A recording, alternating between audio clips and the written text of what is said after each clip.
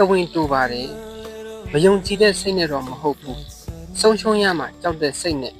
တဝင်းတူတာပါ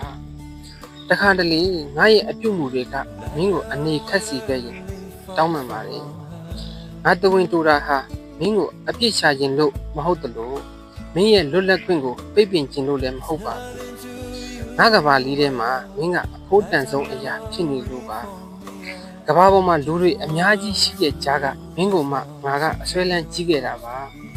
အဲ့ဒီအဆွဲလန်းကပဲမင်းနဲ့ပတ်သက်ရင်ငါ့ကိုကလေးတယောက်လိုအတ္တကြီးစီခဲ့တာမင်းကိုဆုံးရှုံးရမယ့်နေ့ဟာငါအတွက်အမှောင်ကျရတဲ့နေ့လိုပါပဲတွေးမိတိုင်းငါစိတ်တွေကမင်းနာမှာပဲဝဲလည်နေတတ်တယ်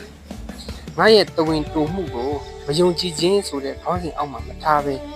မင်းကိုလက်မလွတ်နိုင်ခြင်းဆိုတဲ့အဓိပ္ပာယ်နဲ့နားလည်ပြီးပါချစ်ဆုံးရဲ့